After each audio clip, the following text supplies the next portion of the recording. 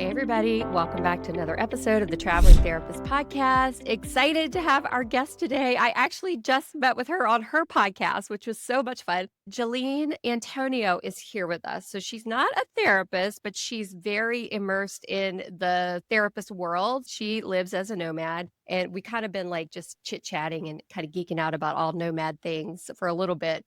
Before we hit record on her podcast, we were talking about her going to a digital nomad conference. And I was like, I want to know more about that. So we're going to talk about that a little bit too. But Geleen, I would love if you would introduce yourself, let everybody know a little bit about you and what you do and all of that great stuff. Then we could dive in.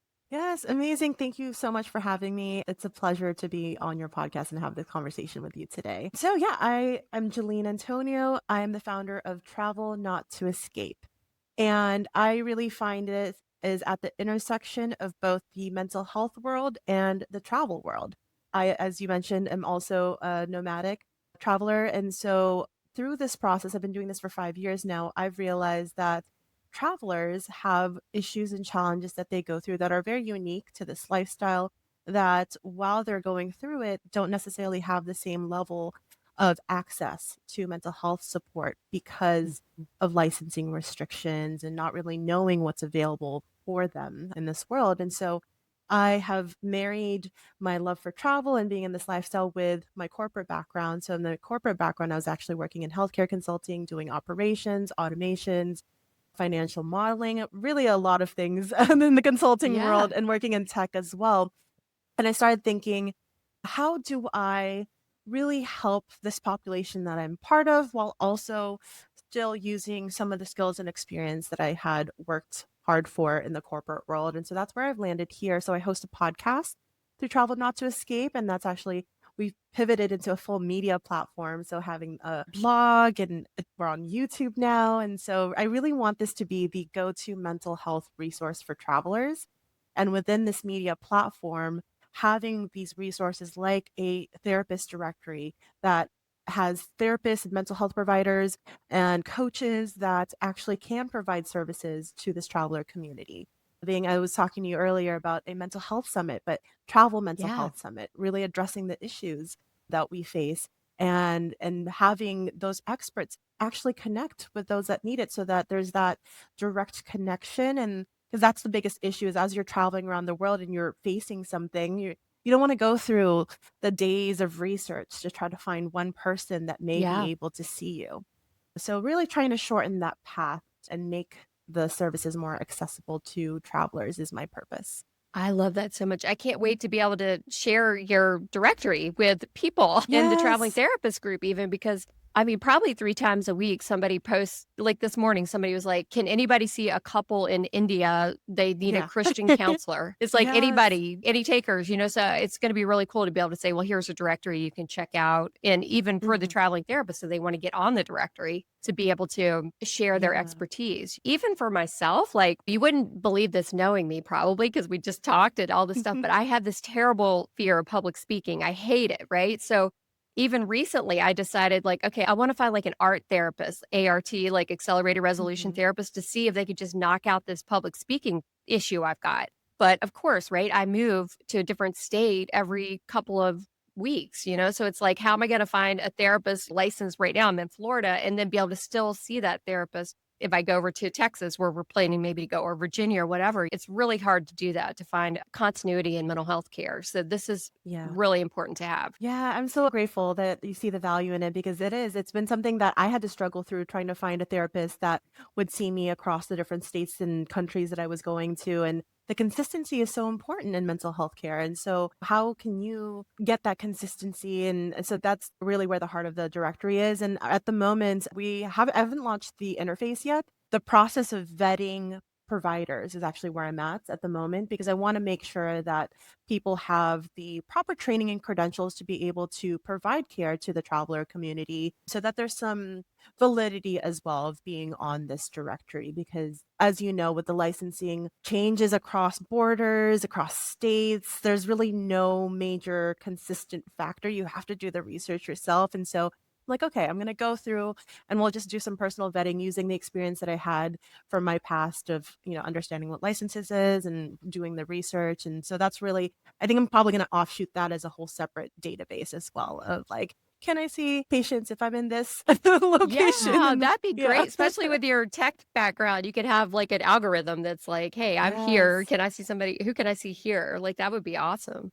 Yeah, that would be the ideal future state of this directory is being able to match you depending on where you're at. But we're starting small and, and in the beginning, just even putting things together in like a list form that people can access. I'm excited to get people onto the directory. So yay. That is awesome. Yeah. So will you vet like well, it sounds like you're vetting everybody, but like the coaches, are you going to want them to have certification or just like a certain amount of experience? I'm only asking this because I did a Mhm. podcast yesterday on here with a certified coach where you don't actually see those a lot. She had the ICF Yeah, certification. And I was like, that's pretty important to have some sort it of like is. credential, because the coaching world's willy nilly. Anybody can just be a coach if they want to. They can just say, Hmm. I'm a coach. So I'm curious about that, like the vetting process, Yeah. because even in the therapist world, there's like this divide. It's like if you're a coach, you shouldn't be Hmm. doing anything in this world. And then others are Yeah. like, I'm a coach and a therapist. So I just Yeah. wonder what's that look like for the vetting? Yeah, so I do have a separate section where I go over their whatever credentials, whatever certifications they have. ICF does seem to be a bit of that gold standard for coaching because it is Okay. I didn't even so know. Yeah. detailed. Okay. Yeah, I think just the process itself takes a lot of hours, a lot of time, a lot of training. And so if you go through and one of my best friends actually went through that whole process. It took her 2 years. And there's like tests involved, and then you have to cross train each other. So I know that one fairly well from what she's gone through. And I've seen coaches as well, my own, that went through that same process. And so that is one of the ones I look at. But there's just so many different types of coaching as well. And again, there's no standard body. So a lot of what I do is I get on these calls and really understand like what is your experience? What are the trainings that are involved? And then from there, doing kind of a back end research and trying to do some form of standardization by topic or by modality. So labor of love in this space, but as we build it up slowly but with quality because I do want to make sure that there's at least some form of understanding of what they do and how they got trained. And so the thing that I would hate the most is if someone were, and this happens sometimes, and I hate it, like when someone like needs the care and then they find the wrong person. And then they're like, you know what? I'm not going to go see anyone ever again. You're like, no, that's Yes. not. Please try again. Yes, yes, exactly. So I I'd love know. to create a space where there's a bit of confidence in that as well. I love that. I actually started a directory myself for billers and credentialers because in the Hmm. billing world, anybody can call themselves a biller too. There's no certificate. I Hmm. mean, there is a certification, but you don't have to have one. So every day almost I was hearing a story, and I had a similar story of just having like a bad biller that destroys people's businesses. Like they call themselves billers and then they don't know how to follow through or get claims paid. Then they disappear. So I did the same thing. I created a directory that I vetted them, I interviewed them, I checked their references and really made sure that they had a lot of experience in what they were doing because I felt the same way. I was like, we can't have these just terrible billers ruining people's businesses, therapists' businesses, where they've worked for 6 months and they don't get paid. And then they've got to go work for somebody else because they're broke because a biller messed up or whatever. So I really feel that passion around the vetting. I think that's Hmm. awesome. Okay, so let's talk about everything else you do. I want to talk about like your nomad life because we actually met before we even decided to do our podcast and just like got to know each other a little bit. And I met you through Chris, who is moonraker.ai. You guys probably heard me talk about Chris before, but Chris and Geleen are like together in a nomad community right now. So I would love to just talk about like how that community thing happens. It sounds like there's like a roaming group of nomads that basically all end up in the same places around the world and you start to know each other. And I'd love to just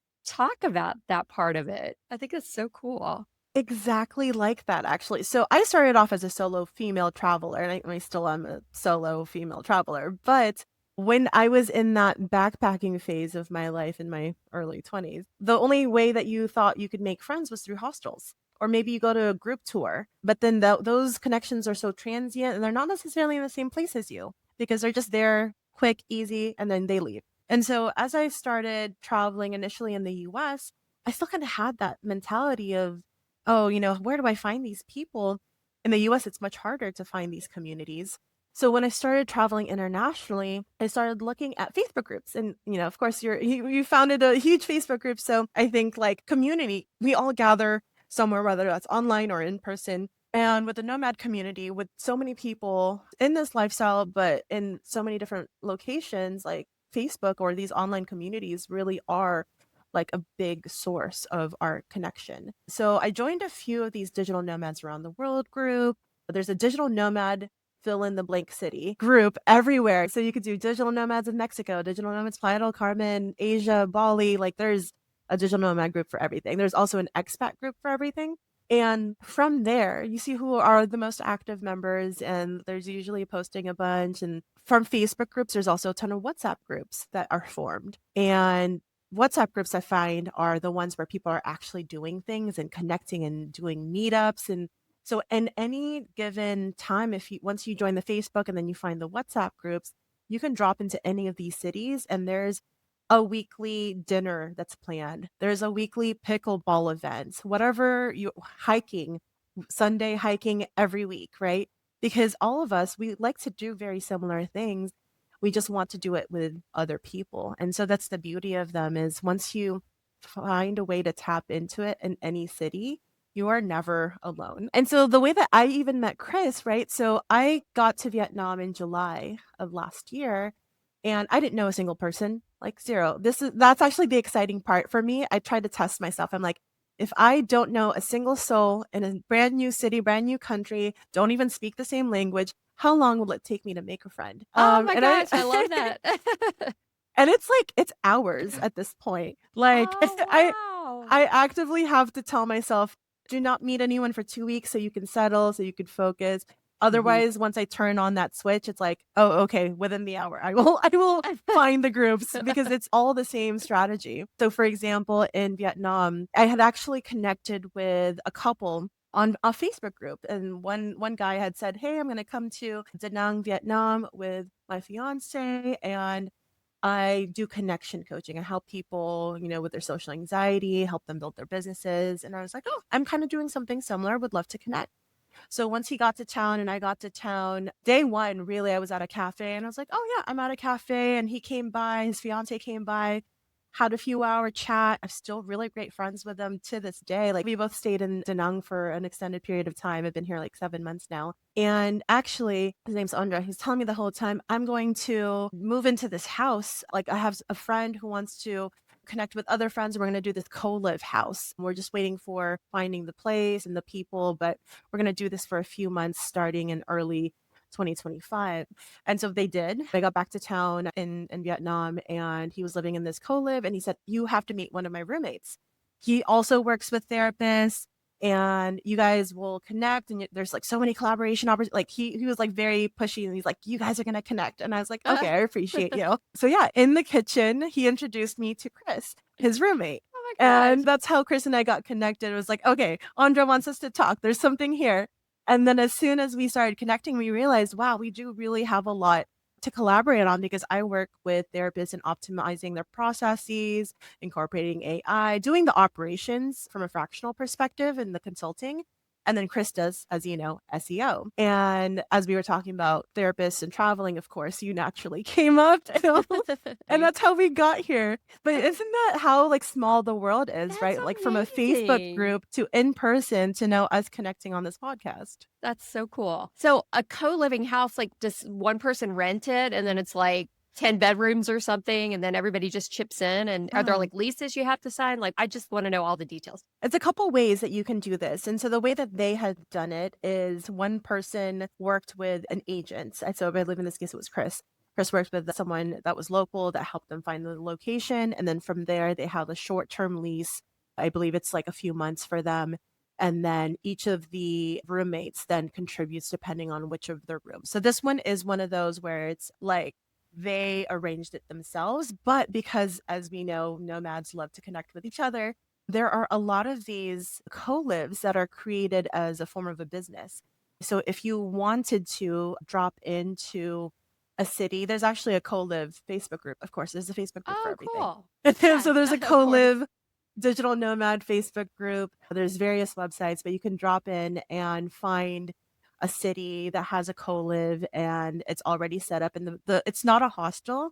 The perk to this is you have your own room typically. You may or may not share a bathroom, that depends, but the commonality is you all have a place to work. So whether that's a desk within your room or some really great common areas, because it's a co-live, co-work type of situation because you're also traveling with other online entrepreneurs.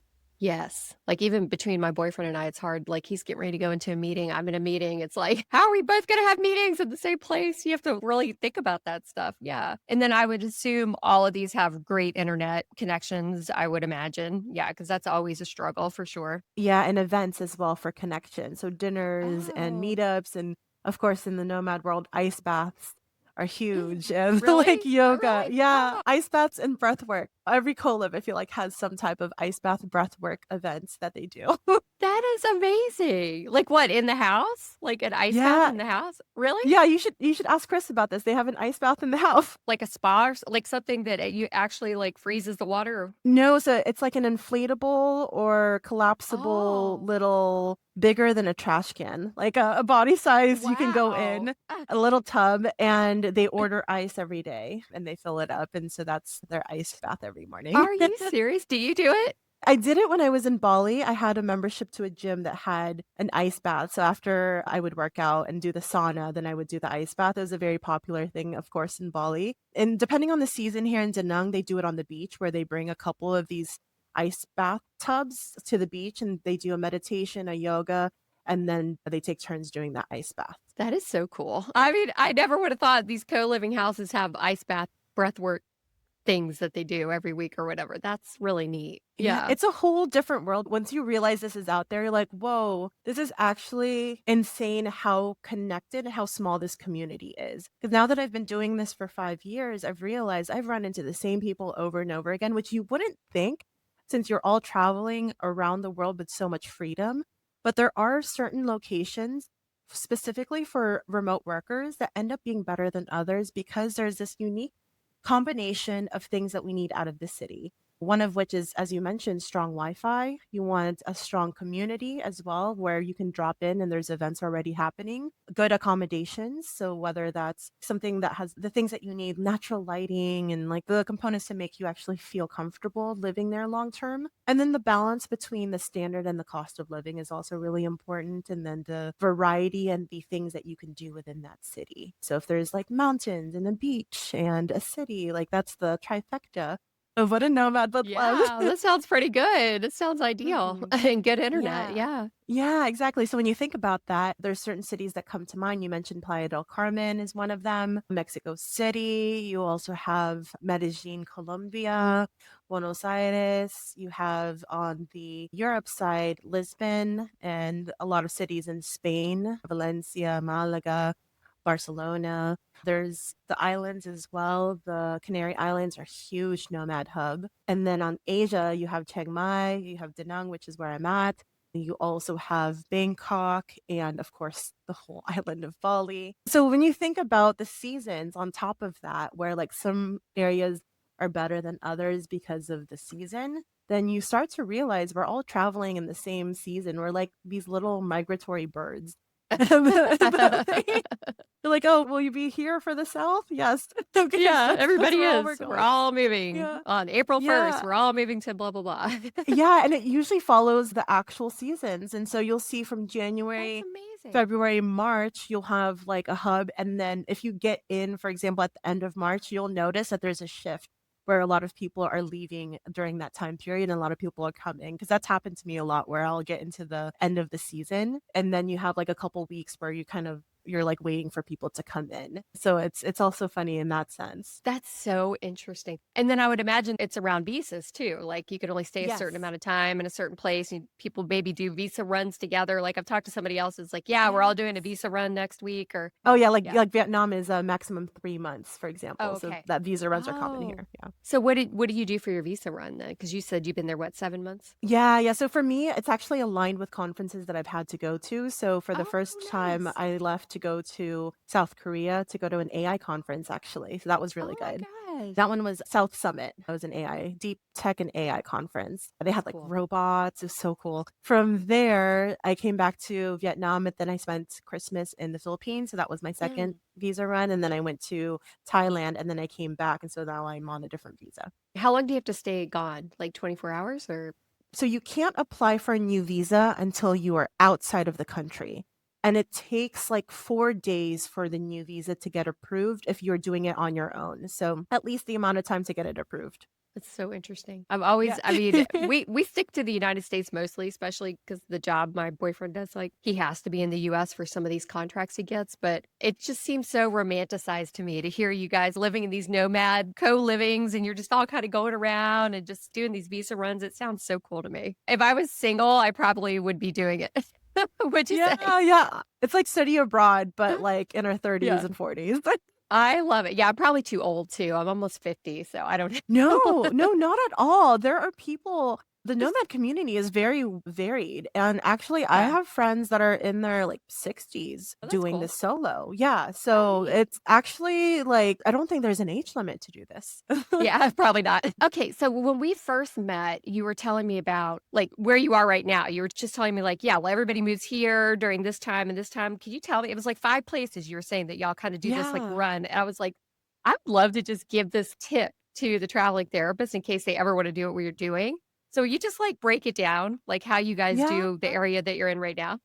Yeah, so I'm currently in Southeast Asia. So if you think about the rainy season and the different seasons involved, so for example, in Da Nang right now, it's just starting to get nice. We're at the tail end of rainy season right now.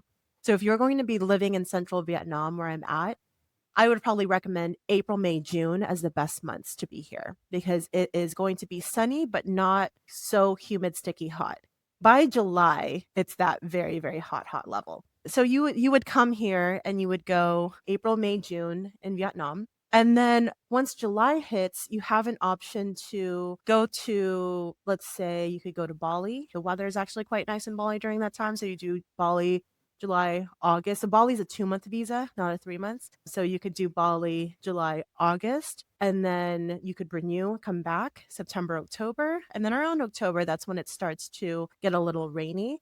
So then instead of renewing for a second time in Bali, you could go to Chiang Mai because by October, that's actually the peak and how nice the season will be in Chiang Mai. And so you could do October, November, and I think Chiang Mai, it's 3 months there. So October, November, December in Chiang Mai. And then in Chiang Mai, you could either leave, renew your visa, or burning season. So the thing about Chiang Mai is they burn the crops around February.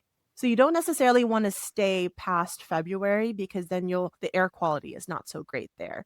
So that's why a lot of people tend to travel in this particular circle because there's certain seasons that are better than others and you kind of migrate with everyone else because of that. That is so interesting. That's like insider baseball or whatever Yeah. they call it, that's like the stuff it takes a long time probably to figure out on your own that like, "Oh, shoot, I'm here in the rainy season. This sucks. No wonder nobody else is Yeah. here right now," like that kind of stuff you don't really think about. And it happens in all the other parts of the world too. So if you think about I was living in Playa del Carmen in the hurricane season. And I remember it Oh, was like yes. September, October.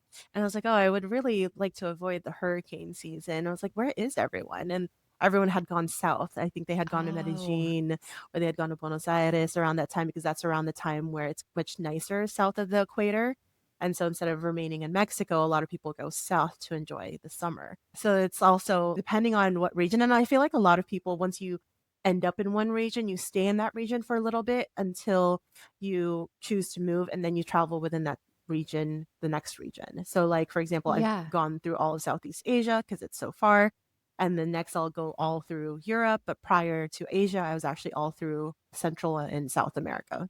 Oh my gosh, you've been everywhere. That's amazing. Yeah. With the What location flexibility, it makes it possible. That's so cool. We were talking before we hit record about the Nomad conferences. I was like, "I wanna go to the Nomad conference." Will you share about that? And I Yeah. think maybe, with your public speaking and how you pushing yourself past that, like this is going to be a great place for you to get on stages because Oh I my am the god. same way. I started the podcast a couple years ago and that was my big push. to Yeah, speak publicly and start to get my words out there in a way that just didn't feel so like awkward and shy. And now I'm on this speaking circuit, which I didn't think would be that's possible amazing. for me, but all because of these Nomad conferences. And so I actually started off in Chiang Mai in January, and I pitched them because I've been so passionate about this topic of mental health and Mhm. travel. So for this summit, it's the Nomad Summit, and they actually had been pretty active up until 2020, and then they paused until 2025. So they had a 5-year gap because of COVID. But they were like the OG oldest running conference for nomads. And so I pitched them this topic of, hey, would you guys want to do a mental health panel? I will host it. I have experience working with therapists as well as travelers and talking about these issues. And I also do podcasting, but I hadn't ever done like a live on stage before. So they took a chance on me, and it actually, I was so nervous, but they were so great. And the people in the audience really resonated. So that started to give me fuel of, okay, I'm on to something. Like, there is a need. People want to have these conversations, and they are thirsty for the resources that they can't find. So that gave me a lot of fuel. So then once you go to one conference, you'll see that all the other conferences recruit at that same conference. So then I got in contact with the organizers of the Vietnam Nomad Fest, and they were hosting it here in Da Nang. And I was like, oh, I was already in that city. Hey, I just did a panel. Do you want me to also do a panel at your festival? And they said, yes, come do it. So that was my second public speaking stage, just a few days ago, actually. And then because of the podcasting, also, I've always been eyeing Spain. There's just something that's pulling me there, I swear. Mm. And so I joined a bunch of these Facebook groups for Spain for nomads. Yeah. And one of the founders of the Facebook groups also has this app called Nomad Way. And she had approached me via DMs like, hey, would you want to interview us for your podcast? And I said, yeah, I would love to. And they were like, oh, we're also hosting a Nomad conference. And so now I actually have a keynote at this one in Spain in a couple of weeks. So Wow. this is my like big step into, oh, I have 30 minutes to talk on my own. Like, this is different Oh than my asking gosh, questions. that's amazing. But these are such great, and now I have a fourth one actually Gosh, in Nomad Base in Tarifa. So now it's like, oh, this is a thing now. Like, I'm that's actually a so speaker. cool. Yeah. And these are great Wow. events because you think nomad, you think traveler, and you're just working on the beach on a Yeah, yeah. laptop, right? But in order to have this lifestyle, there's a lot of work that has to go into it. There's a Mhm. lot of work that you have to do internally to let things go in your life, to reshape your identity, to create the systems to have a business that's profitable, that allows you Yes. not just the financial freedom, but the time and location freedom.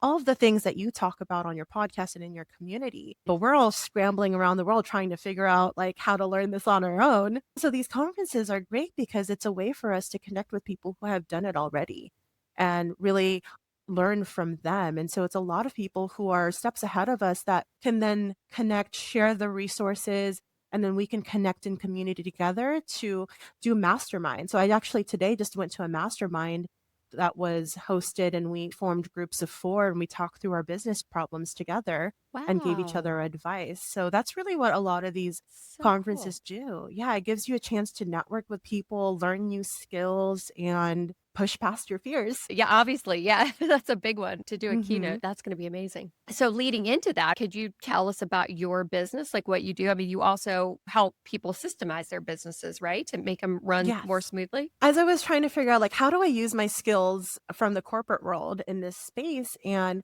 a lot of the things that I really focused on in the corporate world was project management Mhm. and process mapping and doing implementations of different software and streamlining processes. Like, I worked for a tech company where they would use like 20 different software tools, and they would have to connect them all together, but they were doing the same similar things, and it Oh was a my bit of a gosh. mess, right? And I actually love that side. Like, as much as my brain is also in this creative travel space, I'm also very much a technology, tools, finances, modeling. Like, I love Excel, like I love data and Oh really my getting into gosh. the details of that. The bane of my And existence.